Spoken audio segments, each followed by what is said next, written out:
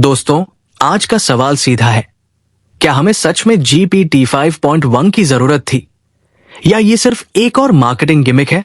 OpenAI ने दो variants निकाले हैं, GPT 5.1 इंस्टेंट जो फास्ट है और GPT 5.1 थिंकिंग जो डीप रीजनिंग के लिए है। लेकिन वास्तविक उपयोगकर्ताओं के लिए असली वैल्यू क्या है?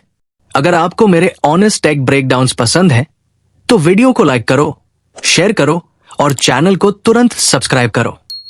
देखो दोस्तों, ये समझने वाली बात है कि हम रोजाना क्वांटम फिजिक्स या कॉम्प्लेक्स इक्वेशंस थोड़ी हल कर रहे होते हैं। हमें चाहिए एक ऐसा मॉडल जो ईमेल्स लिख दे, कोडिंग में मदद करे, आइडियाज ब्रेनस्टॉर्म करे और इतना नेचुरल लगे कि क्रिएटिव टास्क्स जैसे राइटिंग, ब्लॉगिंग आर्टिकल्स आदि अच्छे से कर सके। यानी हमें चाहिए स्मार्ट और क्रिएटिव एआई। हमें चाहिए परफेक्ट बैलेंस, न सिर्फ स्पीड, न सिर्फ एक्यूरेसी बल्कि दोनों का मिश्रण। सबसे पहले GPT 5.1 इंस्टेंट की बात करते हैं।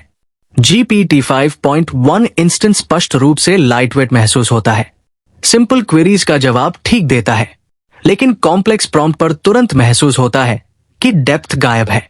एक लाइव एग्जाम्पल देख लेते हैं। मैंने इससे पूछा कि इस लाइन में कितने आई अल्फाबेट है। इसने कहा 11, जो गलत था।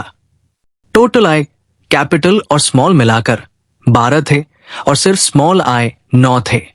फिर मैंने इसे दोबारा काउंट करने को कहा तो इसने 7 बताए, जो बिल्कुल गलत थे। ये एक उदाहरण है जो शायद आपको यहां इरिटेट ना करे, लेकिन डेली लाइफ में इस्तेमाल करते समय ऐसी गलतियां परेशान करती है। सोचो, अगर ये किसी क्रिटिकल टास्क में होता जहां हर लाइन में आई ढूंढना किसी महत्वपूर्ण चीज का प्रतिनिधित्व करता है, तो इस पर बिल्कुल भी भरोसा नहीं किया जा सकता। We can not take even a single chance. जवाब फास्ट आता है पर इंटेलिजेंट वाली वाइब नहीं आती। ऑटो कंप्लीट जैसा ज्यादा, कोलैबोरेशन जैसा कम। अब बात करते हैं GPT 5.1 थिंकिंग की। GPT 5.1 थिंकिंग का दावा है डीप रीजनिंग, लेकिन हकीकत में ये कई बार ओवर थिंकिंग मोड में चला जाता है। समय ज्यादा लेता है पर परिणाम हमेशा बेहतर नहीं होते।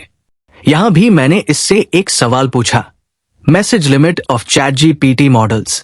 पहले तो इसने लगभग 30 सेकंड्स इंतजार करवाया और उसके बाद जो जवाब आया वो पूरा नहीं था, डेप्थ गायब थी। 30 सेकंड्स लगाने के बाद भी।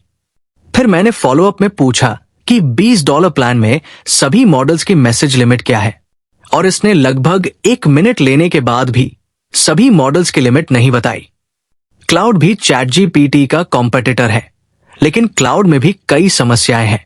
मेरा पर्सनल अनुभव है कि $20 खर्च करने पर ओपस मॉडल इस्तेमाल करो तो 5 मैसेजेस में ही लिमिट खत्म हो जाती है, और सोनेट की अधिकतम 20 मैसेजेस लिमिट कभी कभी 10 मैसेजेस में ही कंज्यूम हो जाती है।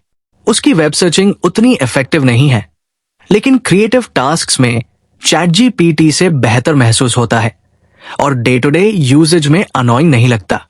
लेकिन लिमिट और वेब सर्च की वजह से वो भी $20 का वैल्यू फॉर मनी अनुभव नहीं देता। यहां क्रिटिकल पॉइंट और सबसे कंफ्यूजिंग चीज है बेंचमार्क्स। कंपनीज AIME स्कोर्स और कोडिंग लेडरबोर्ड्स दिखाकर कहती है कि मॉडल सुधार गया है, लेकिन ये टेस्ट्स वास्तविक यूज केसेस को मापते नहीं हैं। जब आप स्क्रिप्ट लिखवा रहे हो या ब्रेनस्टॉर्मिंग कर रहे हो, वहां क्रिएटिविटी और नेचुरल कॉन्वर्सेशन जरूरी है, न कि मैथ टेस्ट स्कोर्स। बेंचमार्क्स ऊपर, यूजर एक्सपीरियंस नीचे, ये खतरनाक डिस्कनेक्ट है।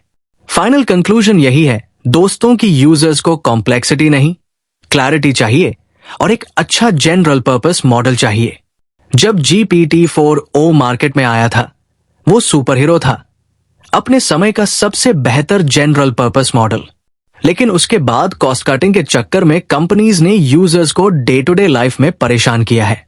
अगर आपको लगता है कि एआई का फ्यूचर सिर्फ बेंचमार्क से नहीं बल्कि रियल यूजर फीडबैक से तय होना चाहिए, तो इस वीडियो को लाइक करो, कमेंट में अपना ऑनेस्ट अनुभव बताओ, टेढ़ा लोग को सब्सक्राइब करके बेल आइकन दबा दो, और हां, शेयर भी कर देना उस दोस्त को जो हर नए मॉडल लॉन्च पर हाइप में फंस जाता है और 3 दिन बाद कहता है, भाई फील तो पुराने वाले जैसी ही थी यार।